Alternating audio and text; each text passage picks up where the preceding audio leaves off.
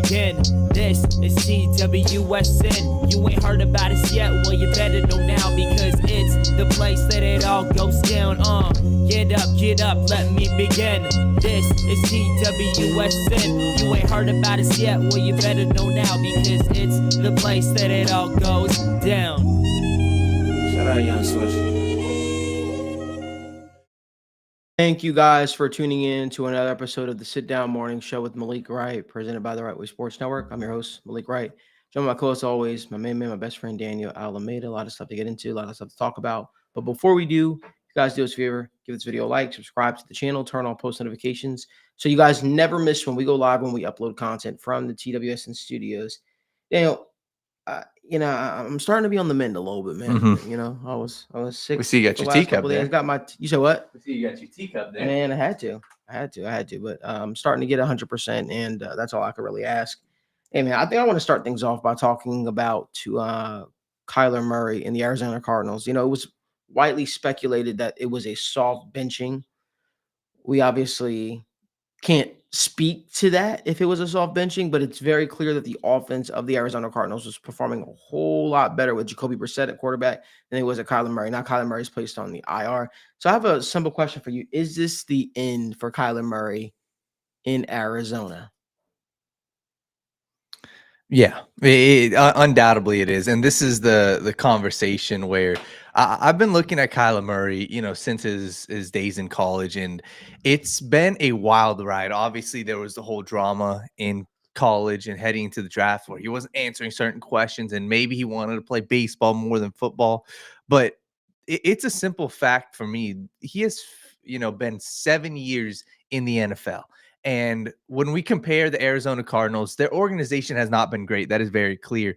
But 7 years in the NFL and one playoff appearance. That is a direct reflection on the organization, but also the quarterback. And I hate to say it, but there has been so much promise and so much expectation and so much, hope placed into this young man in Kyler Murray. And to be quite frank with you, he's not lived up to expectation. To be quite frank with you, he has been injury prone. To be quite frank with you, he has not performed for the stretch of an entire season. And even when you look at his great seasons, it's been a tale of two halves.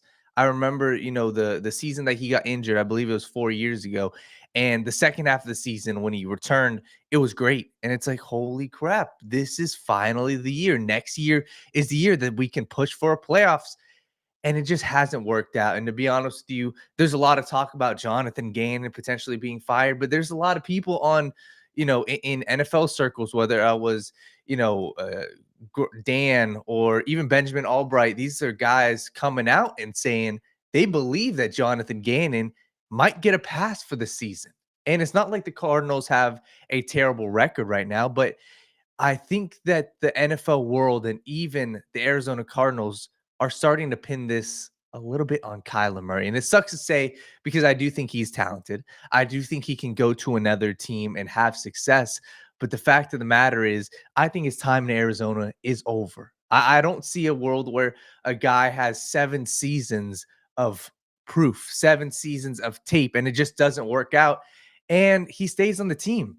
Obviously, we can go point to great quarterbacks that have stayed for 10 plus years and haven't had success. You can point to Matthew Stafford, perfect example. That dude is otherworldly talented, but it never worked out in Detroit. And then we saw there was a trade and he won a Super Bowl with another team. So I think that is kind of where the Arizona Cardinals are. And not even to that point, because I don't think Kyler Murray's shown what Matthew Stafford's shown. I don't think he's shown the consistency and the ability to play winning football consistently. So to be honest with you, Malik, I think it's over for Kyler Murray in Arizona. And I think he could be a good quarterback for another team. And I think they're teams that need the quarterback position. We can point to the Pittsburgh Steelers. What's life after Aaron Rodgers look like?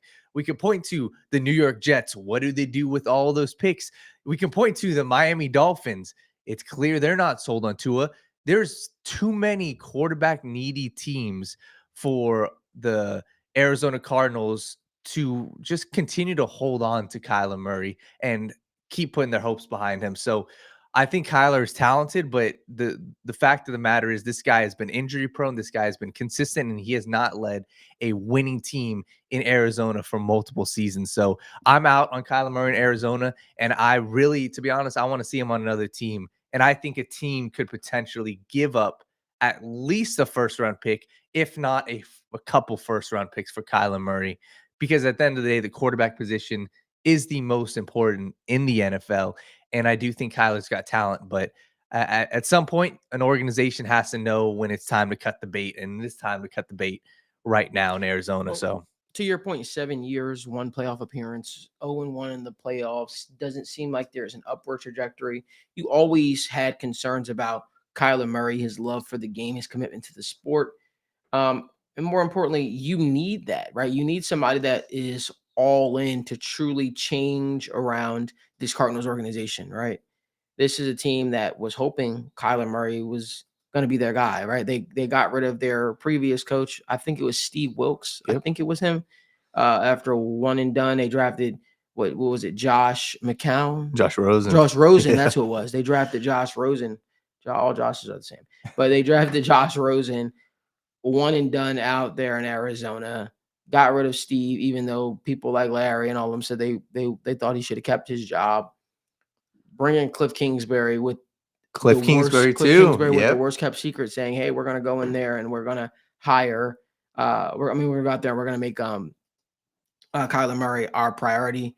They went out there and they did that. They had their general manager who was embattled. He kept getting DUIs and all that kind of stuff like that. It was just always just a crap show in Arizona. It just seemed like everything sort of went downhill and started spiraling out of control. And now we're looking at the situation right here where the Cardinals have shown no upward trajectory on another coach. And at some point, 7 years in, man, you got to start looking at the quarterback spot, right? But again, there are people out there that are probably questioning, well, if Jonathan Gannon is such a good head coach, why didn't he make the change sooner? Well, I can answer that for you. He didn't extend Kyler Murray, right? He didn't go out there and commit serious dollars to Kyler Murray. And how do you voice to a franchise that just believed in you, that just decided to bring you in as the head coach? Hey, you know that guy that you just gave an extension to? I'm going to bench him because he doesn't fit my vision. So that's why it's always weird sometimes when you get a coach who takes over after they paid a quarterback. You don't know if they're going to gel. You don't know any of that kind of stuff, especially because it wasn't the regime that brought him in. And then you just worry a lot. I always felt like Kyler Murray had a little bit of bad body language out there. Yep. And I think at the quarterback position, you always have to remain even keel, right? Never high, never too high, never too low. Always remain even keel. What else you got on that? Yeah, I think the Arizona Cardinals, and this is where we can also point to, this past draft was phenomenal for them. And they've got potential. And that's why I do think that there is a world where Jonathan Gannon stays as their head coach, because they're looking good. They just had a big-time win on prime time. Jacoby Brissett is leading this offense methodically, and we can point to the cornerstones. Paris Johnson, left tackle, is a cornerstone. You got your cornerback one, Will Johnson, is a cornerstone. You got your defensive tackle, Walter Nolan, is a cornerstone. There's pieces on this team that you can build around. Trey McBride, Marvin Harrison Jr., and if you go out and you trade a Kyler Murray, I don't think this has to be a long, drawn-out 3-year process. Go out and find your quarterback, whether it's a veteran quarterback or maybe they go and get another one in the draft. But this roster, it's capable of winning. And the inconsistency at quarterback, I believe, hinders this team. And I'm curious to see what happens this offseason. But we've always been waiting. Okay, is this the year? Is this the year? But I'd say I really feel like this is the year that Kyler Murray is out, because what excuse do you have? He's been injured multiple seasons. You've been waiting. And this, to me, it feels like the straw that breaks the camel's back, because 7 years in the league, that is no fluke. One playoff win or appearance is no fluke. And no 10-plus win seasons is no fluke. I know he was your number one overall pick, but at some point you got to cut ties. And I like the Cardinals. I like the roster, but Kyler Murray is not the guy for them. And I'm just excited to see what team goes out on a limb and takes him, because the teams I named are interesting. I just don't know, like, if the Steelers want Kyler. Doesn't seem like a Pittsburgh type of guy, undersized quarterback. They still have Aaron Rodgers maybe for another year, but there are teams I'm very confident that will be willing to at least give up a first-round pick for Kyler. And I'm just curious to see what team that is. So they're in a very tough division. And I just look at it and I say, hey, it is time to cut bait. Like there's no ifs, there's no ands, there's no buts. It's not a fluke that a veteran comes in and starts performing a lot better than what they were with Kyler Murray. I just don't think his play style is conducive to success in Arizona, and they've just never gelled. So, Malik, I'm totally out on Kyler Murray in Arizona. So, well, I think when you talk about it, I think that there could be a lot of teams that would be interested in a Kyler Murray, right? You got the Jets with their situation at the quarterback spot. Maybe they move up. I don't think Kyler Murray would cost a first-round pick. I don't think so. Then again, no. Yeah. I mean, what has he done? Yeah. What has he done? He has a special skill set, but he hasn't shown you that he can transform or turn around a franchise. Yep. He could probably go to the Jets and maybe even do well. I have no idea. I'm curious to see how him and Aaron Glenn's personality would work. To your point, he doesn't seem like a Pittsburgh guy, but Russell Wilson didn't seem like a Pittsburgh guy to me. Yeah. And it seems like the Pittsburgh Steelers are just throwing darts at a wall, hoping that something sticks. So again, you have teams that could be interested, that could be in the market for a quarterback. I just don't know if either of those teams would actually pull the trigger on Kyler Murray and be willing to deal with everything that comes with it, because I don't know if Kyler Murray has shown other teams enough to make them interested in mortgaging off draft picks or players, whatever the case may be, to field a winning football team. That being said, though, I do agree with you. I do think that they put together an impressive draft. I like the early returns so far on a guy like Walter Nolan. It seems like they're starting to build something together. I'm asking myself how a guy like Will Johnson fell, right? You know, especially when you think about there were so many corner needy teams. That's it, corner needy teams. Yeah. Can't speak today. That was interesting to me because like he was a consensus best cornerback in the entire draft. There was obviously some injury concerns, but he was truly looked at as potentially a shutdown guy. And that guy just kept falling and falling and falling and falling, and no team just jumped on it. To me, it just seemed like one of the bigger whiffs. But the only other team I'm just looking at potential landing spots, the only other team that really needs a quarterback, it's the Las Vegas Raiders. Yeah. And I'm curious to see, this will be a topic for another day. I don't know what they do, because there's a chance. I know they signed Pete Carroll. I don't know how long Pete Carroll will be here. They have been terrible, and he only signed a 3-year contract.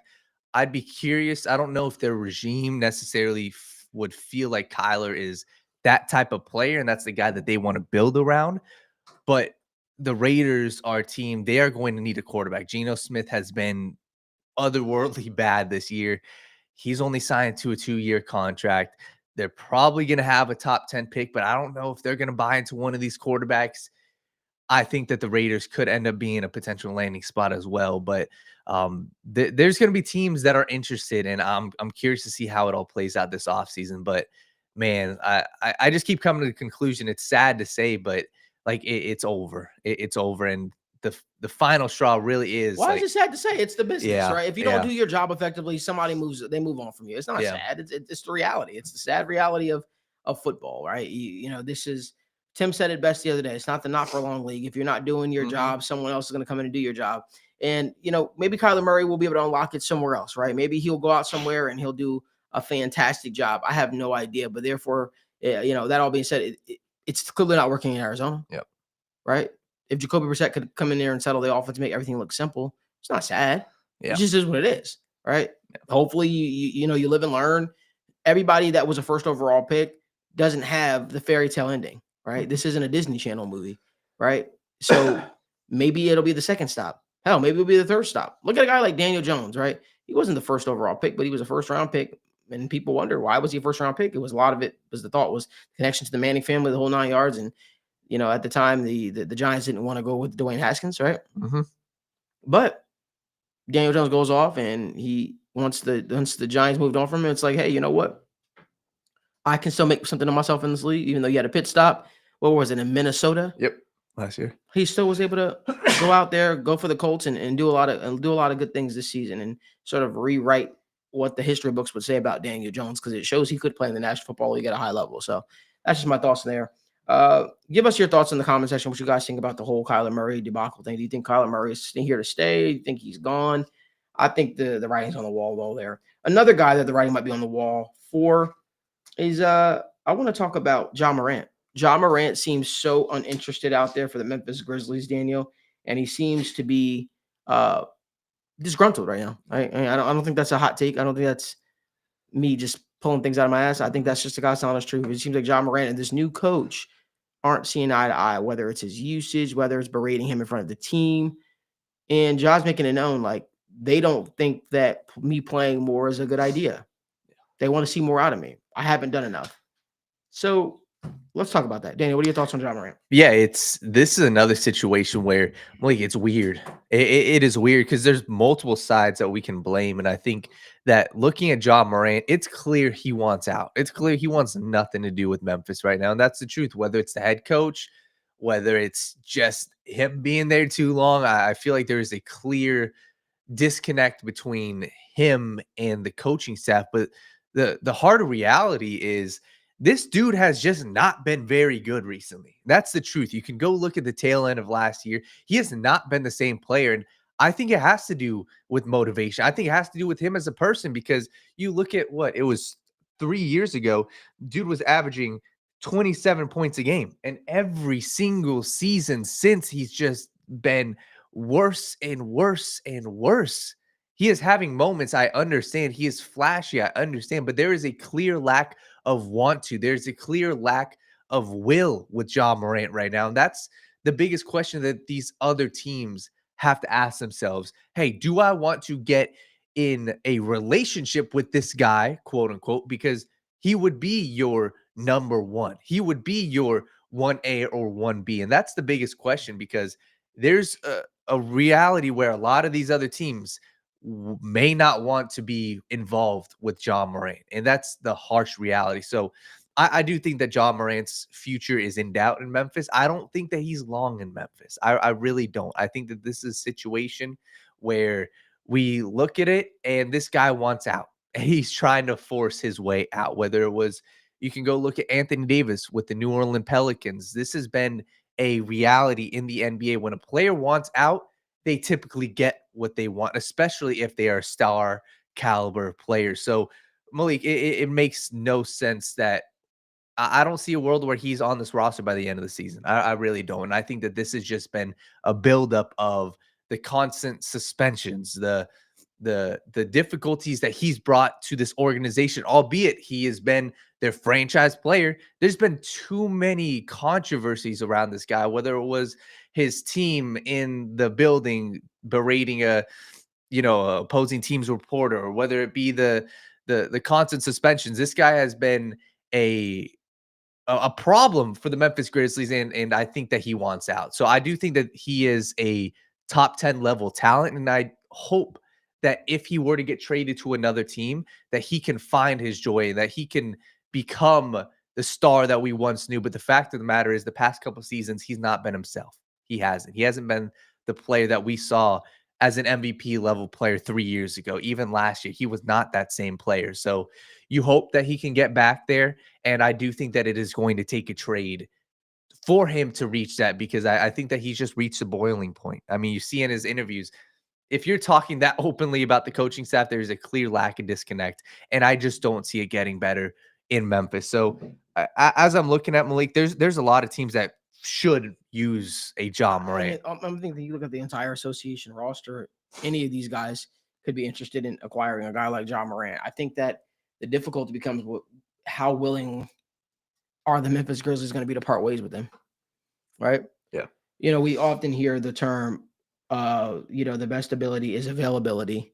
And I think that Ja Morant hasn't been that necessarily for the Memphis Grizzlies the last few seasons, which probably, makes him a little bit more expendable. They've seen what life without Ja Morant could look like, right? So therefore, they say that's the worst thing that you could do is if a team goes out there and they're able to have success without you, well, it makes you expendable, right? Believe it or not, and we'll talk about them next, but the Lakers could view LeBron James as expendable, right? They've been able to rattle off a bunch of victories without him suiting up one time this season. It's clearly Luka's team. It's clearly that Luka and Austin Reeves have a genuine connection with one another, and it's going places. Yeah. So why wouldn't they move off LeBron? So the same thing can be said about the Memphis Grizzlies with Ja Morant. They've had to play multiple games, half of a season damn near, without Ja Morant, whether it's due to injury or suspension. They've seen what life with Ja Morant is. They've seen life without Ja Morant what it is. And they have this new coach, and I don't know how to pronounce his name. Is Tom Liasu? Yeah, I don't know. it's clear him and Ja have a clear, uh, tumultuous relationship. It's been reported that they aren't even really talking much. Yeah.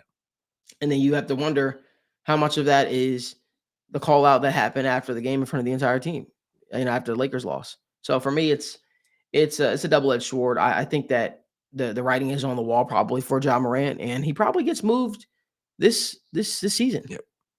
There's a team that I'd like to see him on. I wonder how it would work. I don't know how receptive he'd be to be on the Milwaukee Bucks, but imagine Ja Morant and Giannis Antetokounmpo together.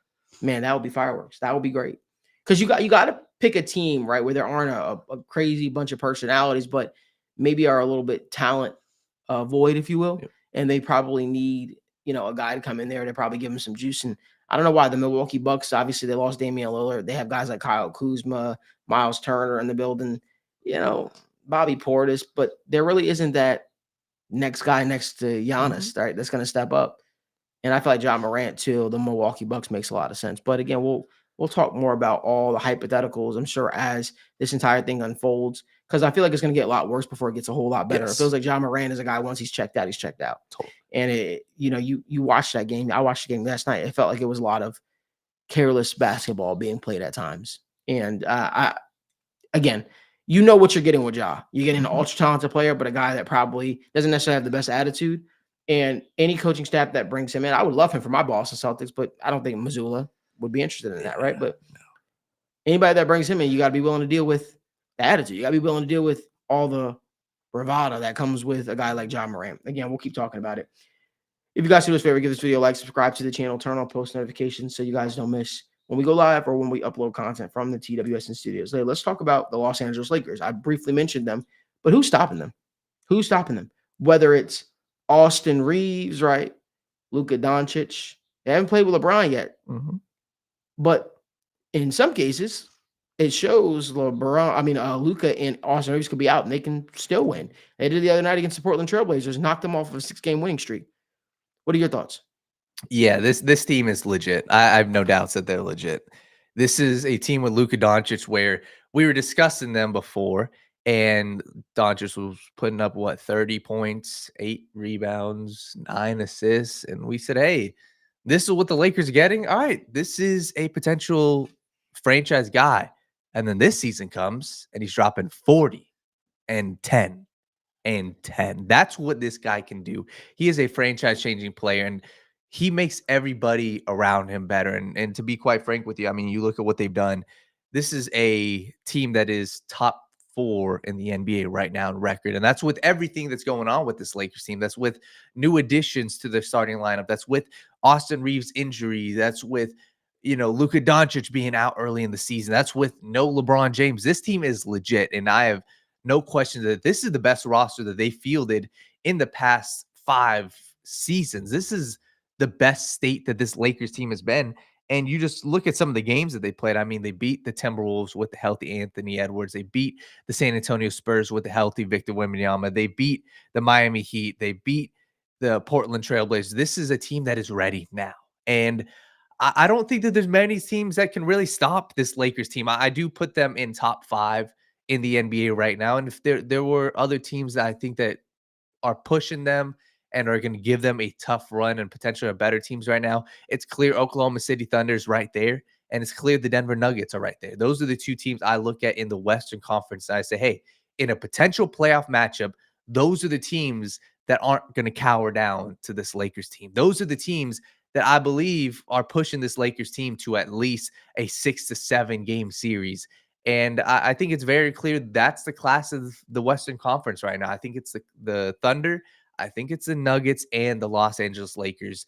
The Nuggets are always going to be there with Nikola Jokic. I still think that is a very difficult matchup because I don't think that the Lakers can mess with Jokic. I don't think that they got the personnel to mess with Jokic. But on the flip side, the Nuggets, I don't think they got the personnel to match up with Luka Doncic. So I think that would be a fantastic series, as well as the Oklahoma City Thunder are just a juggernaut. They've lost 1 game this season. That was obviously yesterday. That's the class of the NBA. And looking to the Eastern Conference, I don't really care. I don't. I think whatever team comes out of the Western Conference is going to be utmost confidence, that team is going to be the favorite, and that team is probably going to win the NBA championship. So it is still early in the season, but man, this Lakers team is shocking a lot of people. But I don't know if we're shocked. We talked about them all off season long. We talked about the small additions, the Marcus Smart bringing that tenacity to this defense. We talked about Jake LaRavia being, their backup guy, a backup big who can shoot the hell out of the three ball. We talked about the upgrades and the improvements that the depth pieces of Dalton Connect are making.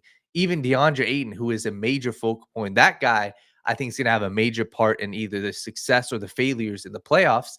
But this Lakers team is legit. And for us to be putting them in the conversation, in my opinion, of that top 3 in the Western Conference, that shows that they aren't the Lakers of old. The Lakers of old got dog walked by the Denver Nuggets in 2 straight playoff series. The Lakers of old last year got dog walked by the Minnesota Timberwolves. I don't think that's the case anymore. I think Luka is here to stay with the Lakers, and I think that this roster, we'll see how LeBron James comes back, but this roster as it's currently constructed can push any of these teams to 7 games, and I do think that they deserve to be in the legit title conversation. So to answer the question, who's stopping the Lakers, I really think it's themselves. That's the only way that I think that this team can't be a force in the playoffs.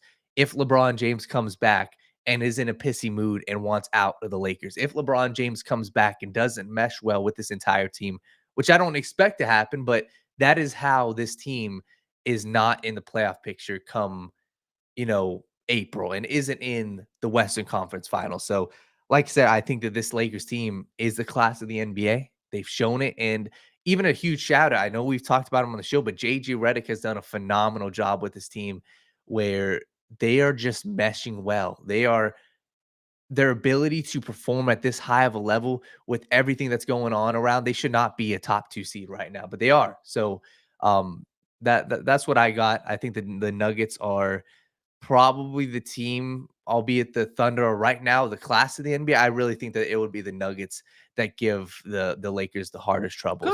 Could be. Yeah. I mean, obviously you still have the Thunder. I want to see that matchup because I just think that Luka is going to run away with the MVP this year, man. I think he's going to run away with the MVP, and I'm excited for it, but we'll talk more about that. Hey, listen, it's not Fridays here at TWSN if it's not Fantasy Football Fridays, and we don't bring in our 2 guys, Michael Hare and Steve Bradshaw. Without further ado, Daniel, the floor is yours. Welcome to Fantasy Football Fridays at TWSN. What's going on, guys? First off, how's your guys' fantasy football teams doing? First off, Daniel, I'm personally doing terrible. You just invited 2 Bulls fans onto the show after saying the Eastern Conference doesn't matter. I mean, come on, man. The Bulls are real. Listen, we talked about your guys' Bulls, and to be honest, they look good. We'll see what happens when Kobe White and the squad gets back. Frisky, they look frisky. They are frisky. That is a good word for them. But Steve, how you doing today? I'm doing good. Yeah, Josh Giddey needs his respect. Like Mike said, I'm not a diehard Bulls fan. I'm more of a LeBron fan, which I agree with all what you guys said about the Lakers. But yeah, give the Bulls and Giddey some respect, man. Giddey's a hooper. Hey, they get their respect. They're a frisky squad, as Mike put it. But let's get into fantasy football right now. As always, guys, drop you guys comments down below, and we'll start off 2 starts, 1 of our sits, and we'll answer the questions. We'll start off with Mike today. Who's your favorite start of the week? Yeah, I think one very interesting start, and it's not anything out of the ordinary. Plenty of people will be considering him this week. It's Travion Henderson with the New England Patriots. I know, like, if you just kind of caught the highlights or you saw the box score, a lot of people are going to be getting up in arms about Terrell Jennings. And to be fair, he did play a meaningful role in this backfield last week. He stole the show with a touchdown. And in the box score, you see 11 carries for Jennings versus 14 for Henderson. But still, this was very, very much Travion Henderson's backfield. And he's doing just about everything that we want to see as fantasy managers. He played 75% of the snaps. He ran 27 routes on 40 dropbacks, drawing 5 targets. He was playing on 3rd downs, 2-minute drills. And there was only 2 goal line snaps this week. Henderson got 1, Jennings got 1.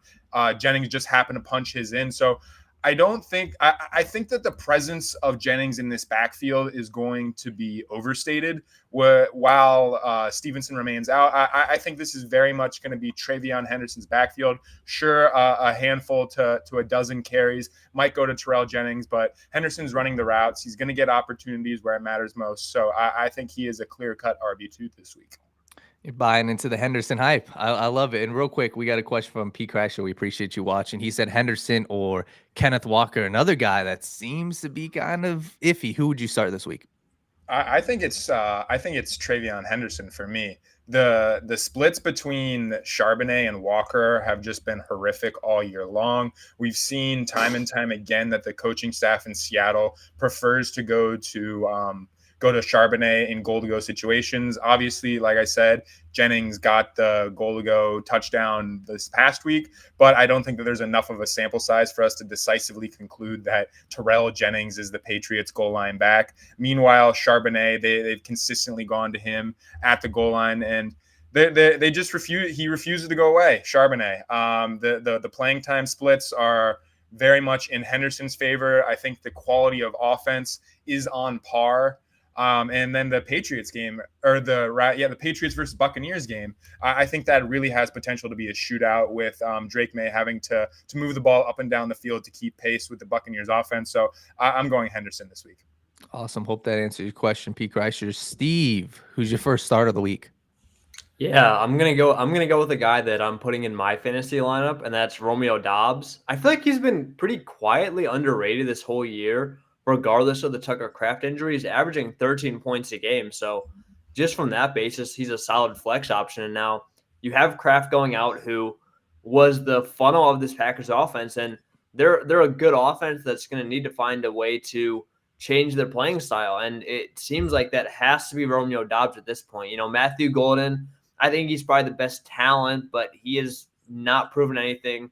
Christian Watson, I think, is also a great player, but a bit of a deep threat. He's not. Romeo Doubs has been far and away the best wide receiver on this team this year. And with Kraft out and this offense still being, you know, Jordan Love's still a good quarterback most weeks, I think you kind of have to put him in your starting lineup this week. Even with a decently tough matchup against the Eagles, they've allowed the 20th most points per game against wide receivers this year. So it's not absolutely horrible. And I'm trusting Doubs this week in my flex spot.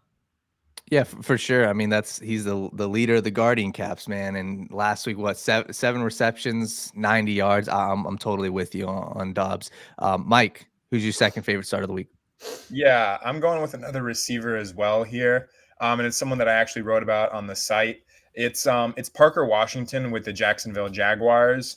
The dynamics within the Jacksonville offense, in particular the wide receiver room, like we don't see as many moving parts this often as we are right now in Jacksonville. You've got Travis Hunter on IR. You've got Brian Thomas Jr. probably not playing after missing practice Wednesday and Thursday. And then you've got a newcomer in Jacoby Myers. Like the amount of additions and subtractions here is wild. But I do think that Parker Washington is really going to deliver some usable production for fantasy managers this week. Without Travis Hunter last week, he was bumped up into a full-time role. He ran nearly 90% of the routes, and he led the team with 26.5% of the targets. That marked back-to-back weeks with at least 20% of the targets for the team.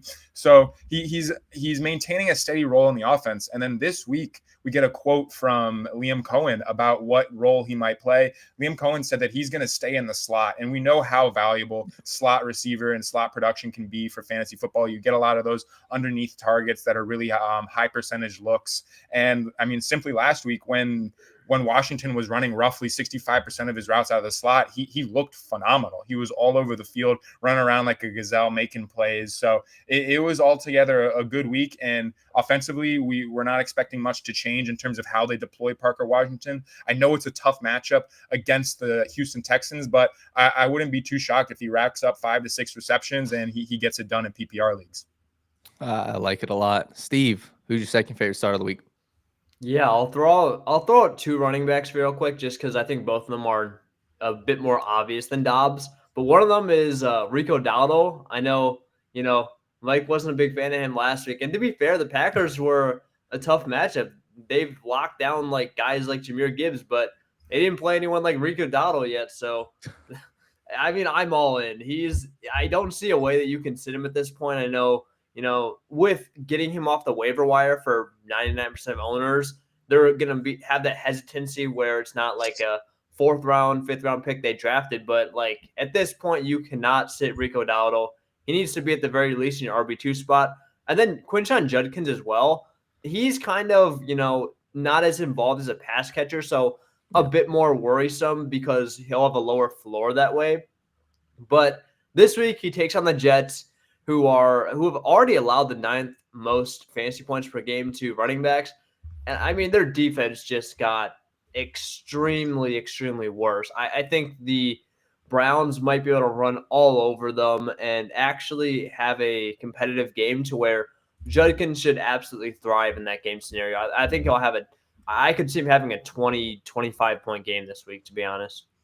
I like that. I think that's actually a really good shout. No Quinnen Williams. They're pretty much tanking. I like that a lot. Mike, let's go a little bit on the other side. Let's get a little negative here. Who's the guy that you're going to completely sit, or just a guy that you're fading this week? I would have to be in a pretty brutal spot to convince myself that starting Alvin Kamara was an okay decision in fantasy football this week. It is an absolute nightmare. So first off, just from Kamara's individual perspective, we've seen whether it be Kendre Miller or Devin Neal this year mix in to spell Kamara, take away meaningful snaps. And in the last couple of weeks, that the snap rates and numbers have been impacted by the fact that they have been in garbage time game scripts where Kamara is just getting pulled off the field in favor of the younger guy. But still, we're seeing these guys in the first halves still mixing in and taking away meaningful reps from Kamara.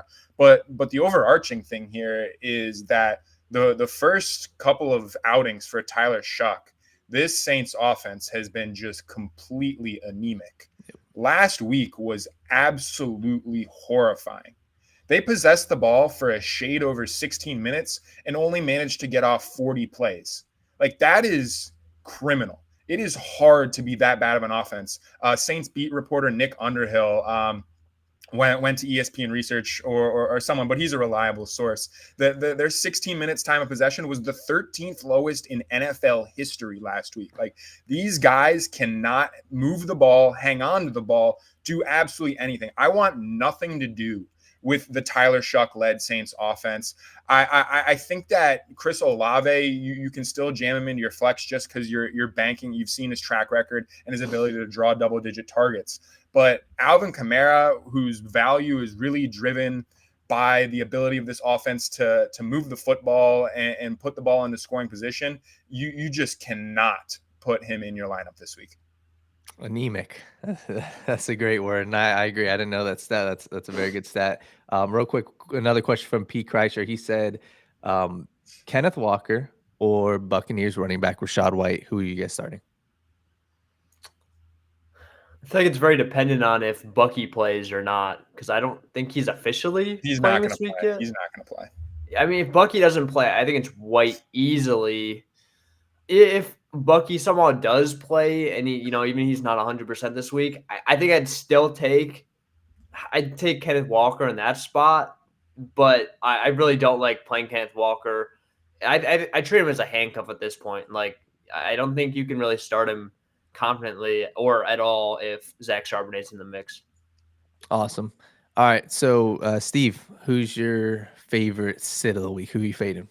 Yeah, love the Kamara call. I do not like playing. I think he's super, super overrated with the name value at this point. But another guy that I'll go is kind of on a similar route, Tyrone Tracy. I know he got a lot of hype coming off the waiver wire, and rightfully so. It's not often you see RB1s on their team on the waiver wire at such a scarce position. But this Giants offense, losing Malik Neighbors, Cam Skadbu was the second best piece of this offense. Now he's gone. Tyrone Tracy it's been tough sledding for this Giants team. And the offense has actually looked a little bit better than expected. But long-term, I just don't see Jackson Dart. He's been awesome this year, but I don't think he's good enough to really carry this team to great performances week over week with the weapons he has. And Tracy, I mean, just look at the numbers. He just has not been good. He's had under 11 points per game in the last 3 games. Most recently, he's gone under 8 points per game. So these are not RB2 numbers. I mean, if you really want to bet on like the upside, you can convince yourself, but the matchup's not great either. The Bears have been slightly better on defense, and specifically in the run game against fantasy running backs. They've actually allowed the 14th most points per game running backs, which is still, an above average matchup, but it's not a spot to where I think with Tracy, it needs to be a top 5 matchup at this point. It needs to be a spot where they're playing like the Jets at this point, and then you can kind of feel confident. But in an average matchup, I just don't want any part to do with Tyron Tracy at this point. Awesome. Is there any other guys you guys want to give a quick shout before we get you guys out of here? I would say just keep an eye on Woody Marks. Nick Chubb's been practice participation in the last couple of days. I don't know if there's enough there to justify starting him if Chubb is active, but if Chubb is out, I think that's someone you can very, very reasonably fire up as an RB2. Awesome. I like that call. I like Woody rest of the season a lot, Mike. The last thing I'll say is I want to ask you a question, Steve, because I think there's some real possibility that 𝗦𝗡𝗢𝗓𝗧 actually has a good game. Personally, obviously his dad coming out being unhappy with the usage of his son, even though he's the most targeted team guy on the Bears offense. Do you think there's any spot where 𝗦𝗡𝗢𝗓𝗧 has a big game this week? Oh, absolutely. I think he's a guy that was kind of on the fence about because, but I think a lot of people are still viewing him highly in the fantasy community. He's very polarizing. He's a fantastic talent. Like you said, he's still getting solid usage. It just kind of seems like a thing where him and Caleb just have been slightly off sync in the last few games. But just go back to the first 4 games, Rome was dominating. And that's not – when you see players dominating that were top 10 overall picks, it's not a fluke. And when you turn on the games, you see Rome is clearly a good player. It's just been slightly off. So I think once things get slightly more, together, it's going to be a snowball effect. And Rome's going to have a dominant rest of the season. And it's going to look a lot more how it did the first 4 weeks than it's looked the last few weeks, in my opinion. Agreed. And shout out to your Bears, man. Big time win for your boys. But hey, guys, we appreciate you guys being on the show. And as always, you guys can check out their Twitters down below. Make sure you guys give them a follow and follow them for any fantasy football content. But we will see you guys next week. We appreciate you guys. See you guys. Yes, sir. Thanks. See you guys. Appreciate you, Steve and Mike. Greatly appreciate y'all joining us on the show, man, and talking this thing through with fantasy football. As you all know, I'm a fantasy football savant. Still got their names up here. I guess we didn't want them to leave that bad. But anyway, I want to transition to talk a little bit. UFC is basically being faced with a huge betting scandal, which we obviously know. Betting scandal has been a thing that's been coming up now with the NBA. The NFL really hasn't been brought up, obviously, outside of I think there's been some instances where players have been betting, but nothing that has rocked the league quite like this recently, I would say. But before we jump into all that, before I bring Evan in here, if you guys do us a favor, give this video a like, subscribe to the channel, and turn on post notifications.